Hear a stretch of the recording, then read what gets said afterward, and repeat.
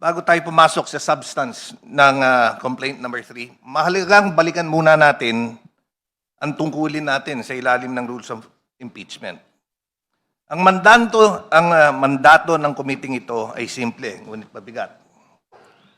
Tiyakin na ang bawat impeachment complaint na dinala sa kapulungan ay pumasa sa pamantayan ng batas. Kaya ang panawagan ko sa bawat miyembro ay pairali natin ang parehong antas ng pagsusuri na inaasahan sa anumang legal proceedings. Maingat, patas at walang kinikilingan.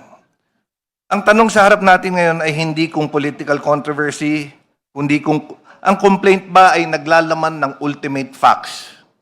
Na kung ipagpapalagay na totoo, ay bumubuo ng impeachable offense sa ilalim ng Rule 3, Section 5. Mahalaga rin tandaan natin na meron na tayong established standards ang committee ito. Dahil ng ilang linggo lang na nakaraan, dumaan rin sa committee na ito yung impeachment complaint laban sa Pangulong Marcos. Mula sa mga naunang disposisyon ng impeachment complaints, malinaw na sinabi ng committee na ito na hindi sapat ang mga aligasyon na nakaantabay lamang sa administrative process, audit observation, o konklusyon na walang malinaw na factual particulars tulad ng unlawful acts, personal participation, o personal gain. Sa parehong pamantayan na iyon, dapat natin suriin ang complaint 3 and 4. Kung ang mga aligasyon ba ay tunay na naglalatag ng impeachable offense o kung ang mga ito ay naglalarawan lamang ng mga pangyayaring hindi pa naman napapatunayan na illegal na gawain. Ang diskusyon na ito na nais kong buksan ay nakatuon dito sa pamantayan na ito. Now, dadako na ako sa aligasyon. On complaint 3, naisaad na on August 22, If I may interrupt, Honorable Suntay, we are deliberating on a per ground basis. Yes. We are only on the first ground. I'm on the first ground, Madam Thank you. Chair. It was just an opening statement. On August 22, 2022, as alleged, VP Sara requested an additional amount of 250 million for confidential funds, as was stated by the Honorable Congresswoman Laila De Lima. The allegation establishes only that the respondent requested confidential funds. Requesting funds is part of the budget execution process and is not illegal per se. The complaint does not allege that the request violated any law or constitutional prohibition. Thus, no impeachable offense was pleaded. On paragraph 24, it stated, only 125 million was approved for release for the office of the Vice President. But the signing alone constitute an impeachable offense? Signing of a disbursement voucher is a ministerial or administrative act necessary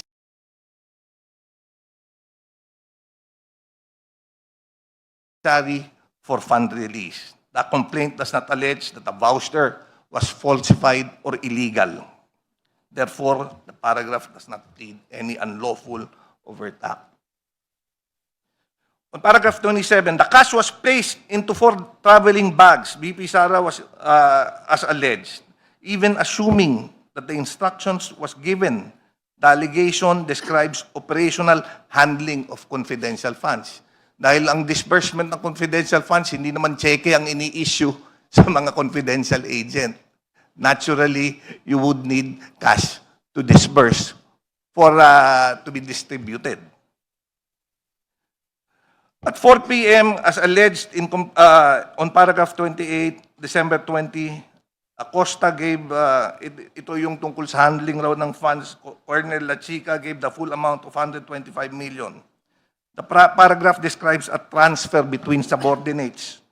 No allegations is made that the respondent received the funds or personally benefited, which is very important, yung personal benefit. Handling of funds, the distribution, should benefit someone. We are trying to impeach the Vice President. Does this distribution of money, of the confidential funds, ultimately benefited the Vice President?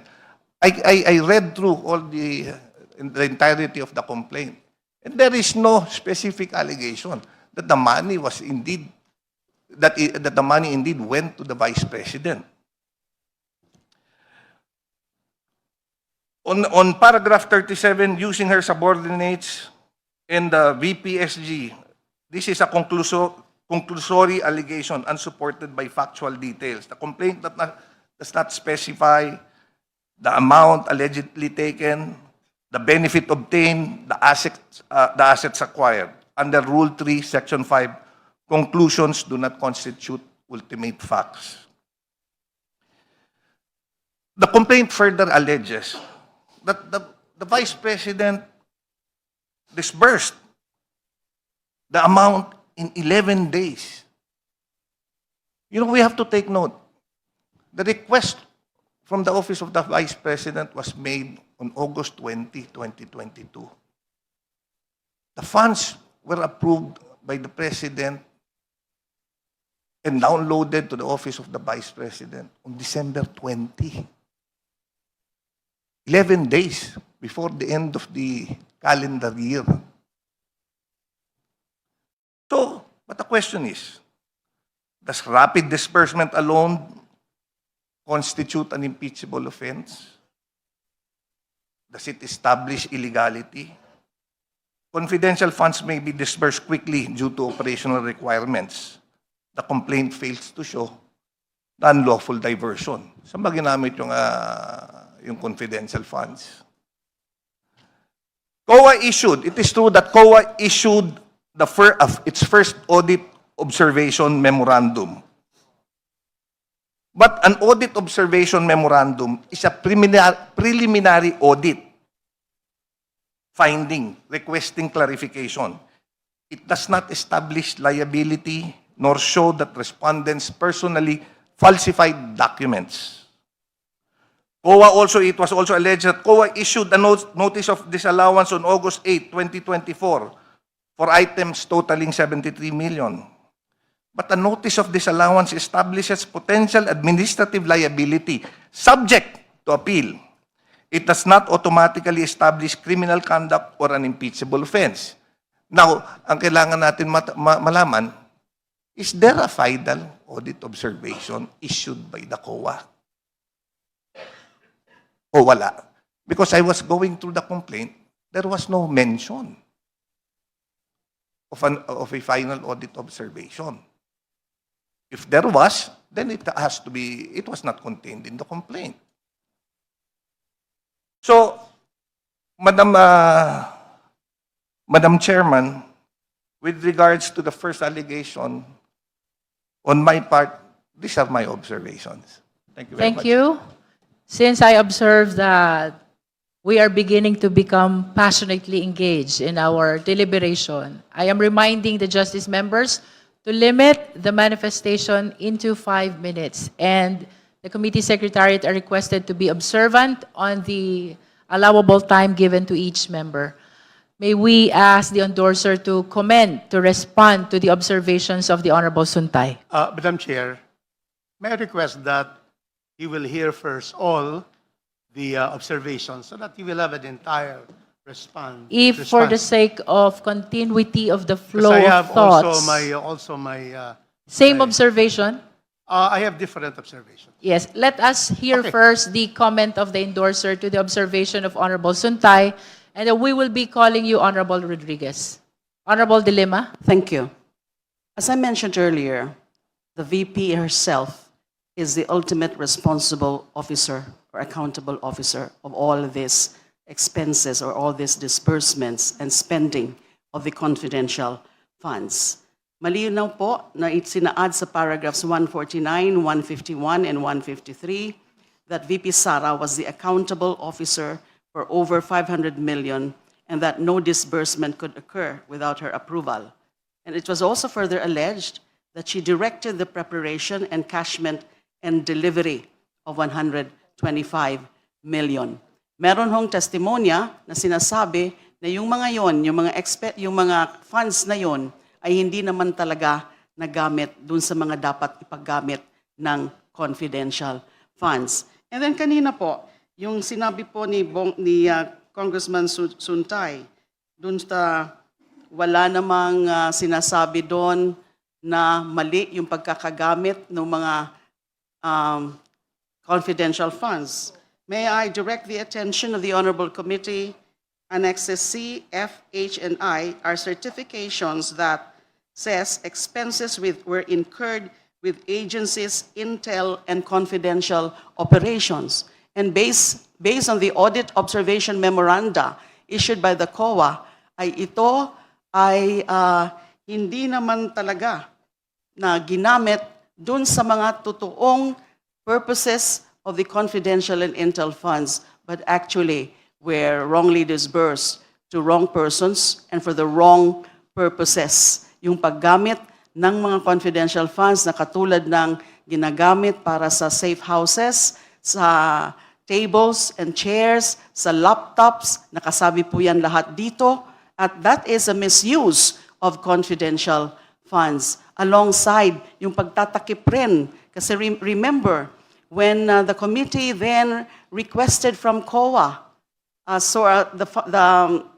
any finding, any certification with respect to the spending of the OVP's funds, pinigilan pa nga ito ng kanyang chief of staff na wag gawin ng COA. This is a form of obstruction, and that is under her instructions. And clear po sa mga dokumento na ito na mali talaga yung paggamit ng mga confidential intel funds. Nakita natin yung mga acknowledgements receipts ng mga which appear to be questionable and fictitious names. These were approved by the Vice President herself.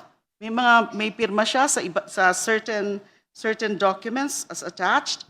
So I don't see the validity of the argument na walang proof na may kinalaman si VP sa paggastos ng mali ng confidential funds ng Office of the Vice President. Thank you.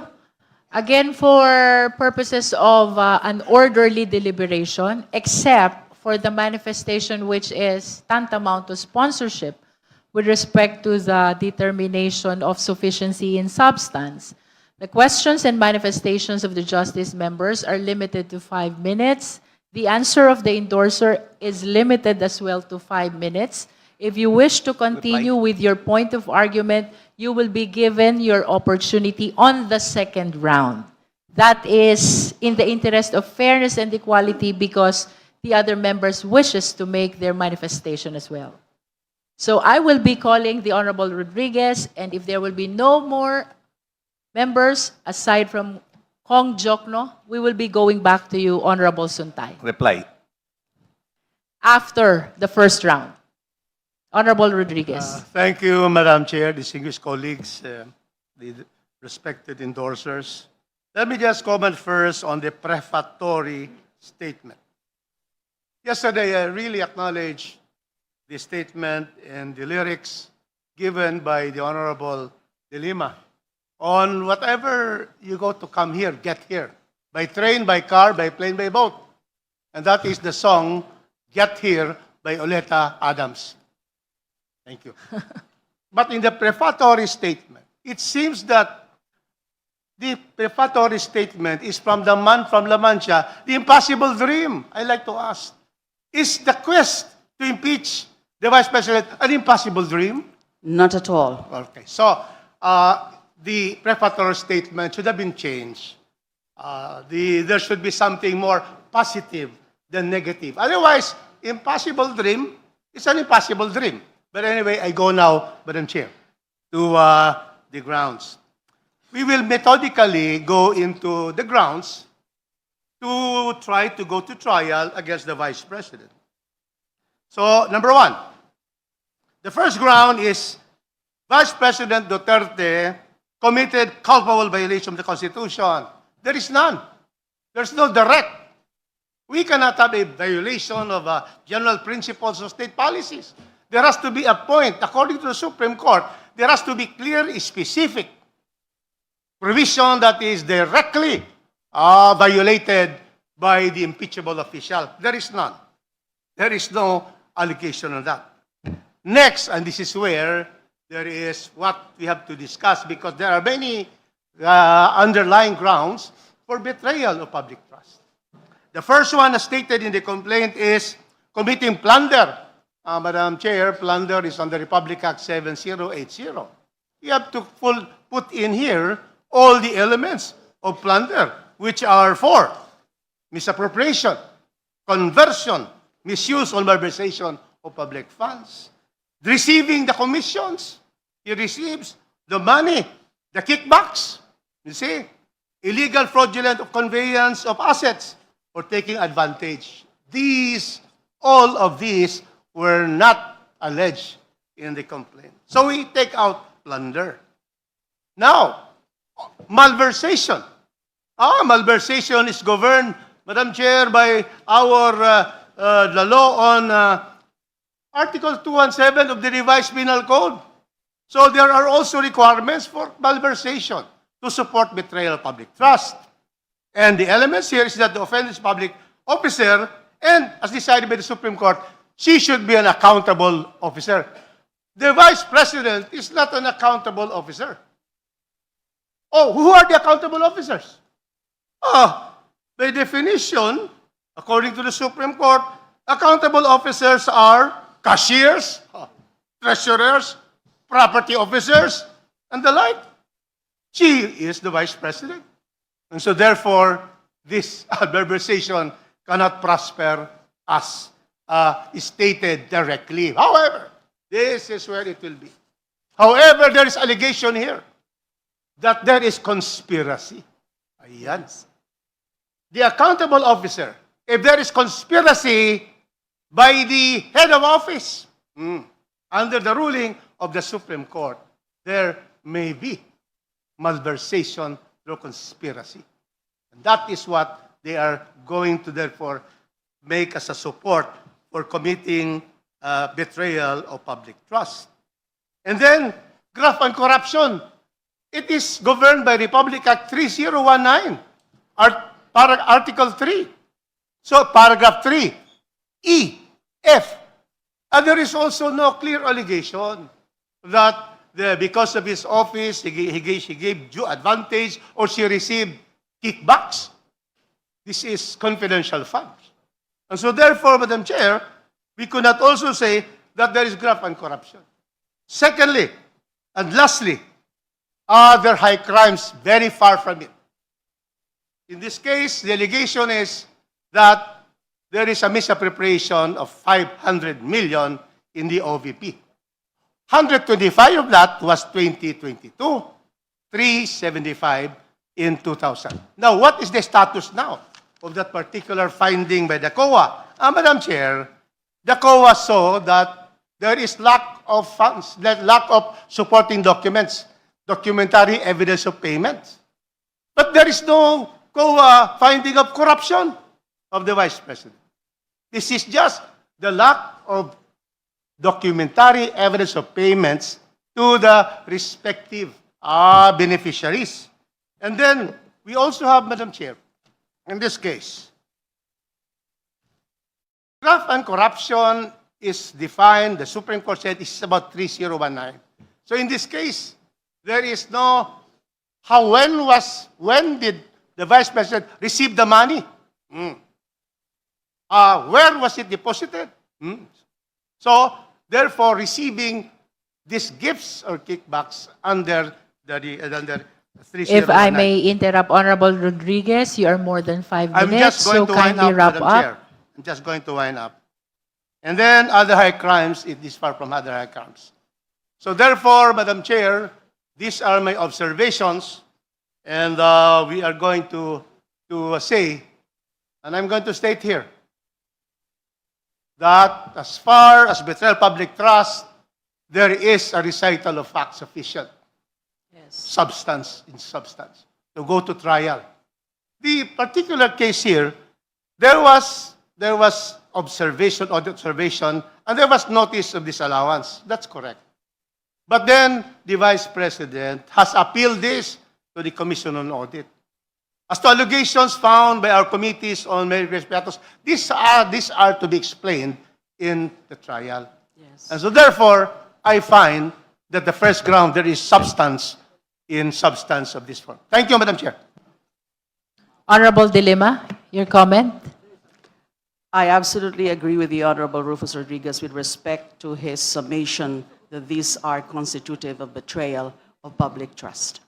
Now, it's not an argument that, the other grounds, culpable violation of the Constitution, graft and corruption, graft and corruption, and yes, the culpable violation of the Constitution and graft and corruption do not plead, or there's no corresponding allegations with respect to them. Because when we talk about culpable violation of the public of the Constitution, we are centered on the principle of public office is a public trust. And therefore, if there's a betrayal of public trust, that is a culpable violation of the Constitution. Saka yung gusto ko rin pong sabihin for the record, yung mga sinasabi na she's not really accountable. The real accountable officers are the disbursement officers and the other members, for example, of the finance department of the Office of the Vice President. But I maintain my position that she is the ultimate responsible officer. And in fact, I just got a list of the annexes where nandyan yung mga signature ni VP Sara, annexes C, D, D-1, F, G, H, H-1, I, I-1, Q, R, R-1, R-2, S, S-1, S-2, T, and V3, V-3. Those documents attached to the complaint, and these are certified, and these are photocopies of the original, are there showing the participation, the knowledge of VP Sara. Now, there is a testimony, again, as I mentioned earlier, that there's disbursement that are highly questionable and illegal.